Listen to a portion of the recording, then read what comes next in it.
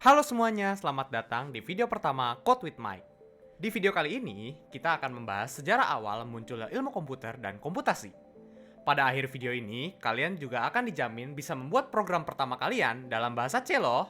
Tanpa basa-basi lagi, mari kita mulai videonya. Sebelum kita mulai belajar bahasa pemrograman C, coba pikirkan sebentar. Gunakan imajinasi kalian. Apa yang terlintas di pikiran kalian saat mendengar kata komputer? Waduh, mesin raksasa apa ya itu? Kok bisa segede rumah? Hehe, kebanyakan dari kita pasti membayangkan laptop atau smartphone yang canggih. Akan tetapi, komputer juga punya sejarah yang panjang loh. Awal mula komputasi. Tahukah kalian bagaimana sebenarnya komputer pertama bekerja? Pada masa awal komputasi, para ilmuwan atau orang-orang pintar yang IQ-nya gede-gede menggunakan mesin mekanis untuk menghitung angka. Nah, salah satu orang pintar ini adalah Alan Turing. Turing adalah seorang matematikawan Inggris yang pada tahun 1936 mengusulkan konsep mesin yang mampu melakukan perhitungan secara otomatis. Nah, mesin ini yang kemudian dikenal sebagai Turing Machine. Mesin ini tidak seperti komputer yang kita kenal sekarang, tapi ide dasarnya sangat revolusioner loh.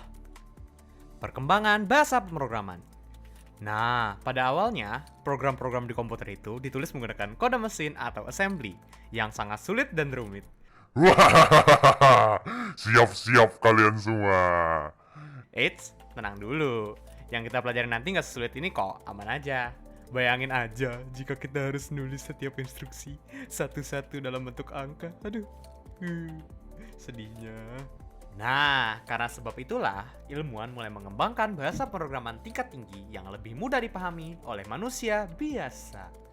Salah satu bahasa pertama yang diciptakan adalah Fortran pada tahun 1957. Lalu, pada tahun 1972, Dennis Ritchie menciptakan bahasa C. Nah, mungkin kalian berpikir, apa ya yang membuat bahasa C itu begitu istimewa? C dirancang untuk menjadi bahasa yang efisien dan fleksibel, memungkinkan pemrogram untuk menulis program dengan kontrol yang lebih baik atas perangkat keras atau hardware. Pentingnya bahasa C. Bahasa C menjadi fondasi atau bapak dari berbagai bahasa pemrograman modern. Mungkin teman-teman sudah pernah dengar tentang C++ atau Java. Java yang pemrograman ya, bukan Jawa. Kedua bahasa ini sangat dipengaruhi oleh bahasa C. Bahkan, sistem operasi seperti Unix yang digunakan oleh server seluruh dunia dikembangkan menggunakan bahasa C. Jadi, dengan mempelajari bahasa C, kita tidak hanya mempelajari bahasa pemrograman, tapi kita juga dapat memahami cara kerja komputer dengan tingkat yang lebih dalam. Kalian sudah siap belum untuk lanjut ke bagian selanjutnya video ini? Nah, kalau belum siap, tenang aja. Kalian bisa pause dulu video ini, dan kalian bisa search dulu di Google. Seperti apa itu bahasa pemrograman, apa itu Turing Machine yang tadi, yang kita udah bahas. Nah, kalau udah siap, bisa unpause dan lanjut ke section selanjutnya. Karena saya menggunakan Windows, untuk IDE-nya yang akan kita install adalah VS Code. Nah, saya milih pakai VS Code ini ya karena memang versatile dan mempunyai plugin-plugin yang bagus untuk kita bisa nyaman saat sedang coding. VS Code ini juga diproduksi oleh Microsoft yang sudah terjamin kualitasnya. Pertama-tama yang harus dilakukan adalah search Visual Studio Code di browser teman-teman ya. Nah, setelah itu pencet link yang paling atas atau ya yang tulisannya Visual Studio Code. Nah, setelah masuk ke sini, langsung saja pencet download for Windows. Nah, nanti diminta lokasi downloadnya mau di mana, langsung download aja.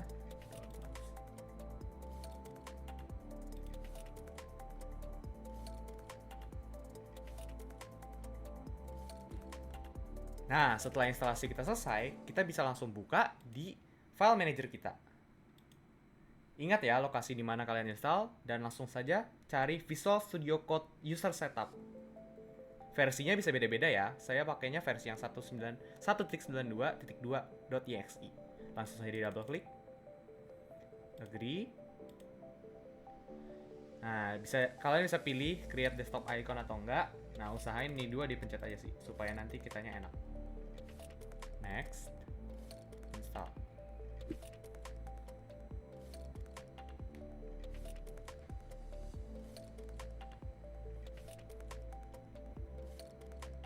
Nah, bisa kita finish dan langsung launch Visual Studio Code-nya.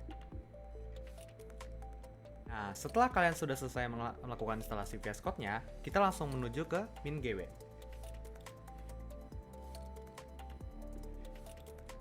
Kalian tinggal search saja MinGW install dan langsung pilih yang paling atas di SourceForge. Nah, setelah itu pencet download. Tunggu 5 detik.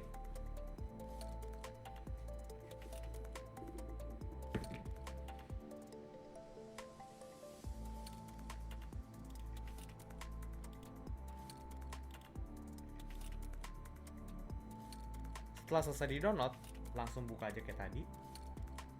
Install. Nah, bisa pilih direktori yang kalian suka, tapi aku sih diemin aja di sini ya.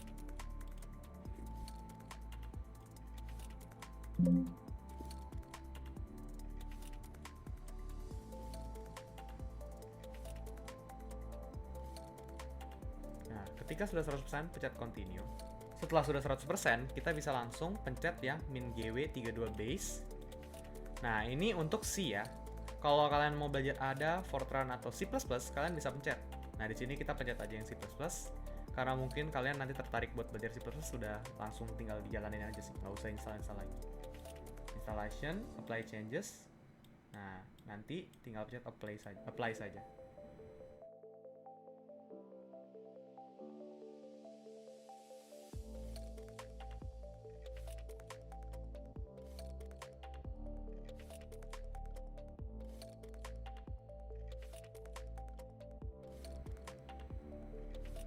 Nah, ketika udah tulisan all changes were applied successfully, kita bisa close saja. Udah bisa dimatiin. Setelah itu, kita langsung cari di mana lokasi kita install MinGW-nya tadi. Kalau saya tadi install di C, habis itu cari yang namanya MinGW. Nah, nanti kita harus ambil yang namanya bin. Bin ini kita ambil lokasinya. Ini pencet yang di sini, habis itu copy. Nah, untuk apa kita copy? Nah, kita perlu taruh bin ini di path yang ada di environment variable Windows kalian. Langsung aja ketik path, pencet. Nah, nanti di sini environment variables, cari yang namanya path, PATH. Nah, edit. Habis itu taruh new, kita paste aja di sini. Habis itu oke. Oke. Nah, setelah itu restart VS Code-nya. Setelah selesai melakukan instalasi MinGW dan VS Code-nya, kita sebenarnya sudah bisa langsung pakai VS Code-nya. Tapi ada baiknya kita install dulu extension yang namanya C or C++ ini. Tinggal dipencet install. Setelah kalian install, kalian bisa langsung pakai saja VS Code-nya. Nah, cara pakainya gimana nih? Waduh, kok open editor? Habis itu kita nggak bisa pencet apa-apa. Ini apaan ya? Nah, pertama kita harus open folder dulu. Nah, di sini kita akan memilih folder mana yang akan kita pakai untuk buat kode-kode kita. Nah, di sini kita akan buat saja namanya new folder code. Nah, langsung select folder saja. Nah, yes, I trust the author. Habis itu, kalau udah buat ini, kita bisa langsung pencet yang ini. Bentar, kita full screen dulu. Nah, kita bisa pencet yang file, new file ini. Kita buat file yang namanya hello.world.c. Yeay, kalian keren! Dengan ini, kalian sudah berhasil membuat file C pertama kalian loh. Nah, keren kan? Nah, ayo kita lanjut. Kita bakal buat program yang bakal ngeprint hello world di terminal kita. Nah, pertama yang kita butuhkan adalah #include. Wah, include ini apa ya? Include ini adalah sebuah library yang akan kita pakai dalam kode di bawahnya. Jadi, jika kita include yang namanya stdio.h, kita sama aja kayak manggil, "Hoi, gue butuh semua buku-buku yang ada di stdio.h." Nah, buku-bukunya ini akan kita pakai dalam sintaks-sintaks yang ada di bawahnya. Simpelnya seperti itu saja. Nah, terus yang kedua kita butuh adalah integer main. Apa itu integer main? Nah, jadi integer main ini adalah tempat di mana kode-kode kita akan dijalanin. Jadi apapun yang ada di dalam integer main ini bakal jalan dari atas ke bawah. Karena C ini adalah bahasa yang terstruktur. Dia nggak mau dari bawah ke atas, maunya dari atas ke bawah. Nah, dalam integer main ini, yang pertama itu kita butuh apa ya? Kalau buat ngeprint doang, kita nggak perlu ribet-ribet. Kita cuma perlu tulis print, udah ngeprint beneran, F. Nah, print F, pakai tanda petik 2 kali. Kalian harusnya ketik sekali aja udah di autofill 2 kali sih. Nah, habis itu tinggal hello world answer. Habis itu kalian bisa save, antara kalian save file terus save, atau tuh tinggal Ctrl S. Usahain kalian nanti bakal hafal sintaks itunya ya, shortcutnya, karena itu bakal ngebantu banget sih. Nah, dengan ini saja kalian sudah berhasil buat program C pertama kalian loh. Nah, terus bingung, waduh, mana outputnya? Ini kok nggak ada output sama sekali. Tenang, kalian belum jalanin. Buat jalanin, kalian tinggal pencet ini.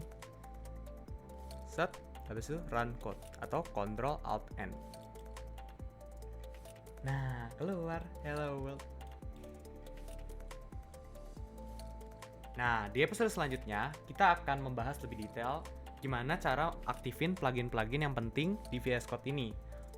Plugin itu adalah seperti file tambahan yang bakal kita masukin ke dalam VS Code kita, supaya nanti kita pakai VS Code-nya itu lebih enak dan lebih nyaman aja sih buat kita. Dan di episode selanjutnya juga kita akan belajar cara memanipulasi variabel, seperti memasukkan nama kalian, habis itu umur. Nah, umur kalian juga bisa ditambah, dikurang. Banyak, kita bisa manipulasi variabelnya, mau itu variabel integer, char, string, dan masih banyak lagi. Jadi cukup sampai sini video pertama di channel Code with Mok. Terima kasih sudah menonton sampai akhir. Jika ada pertanyaan bisa tanya aja di kolom komentar. Jika Anda merasa terbantu, bisa subscribe, like, dan share. Terima kasih sudah menonton. Dadah, sampai jumpa di video selanjutnya.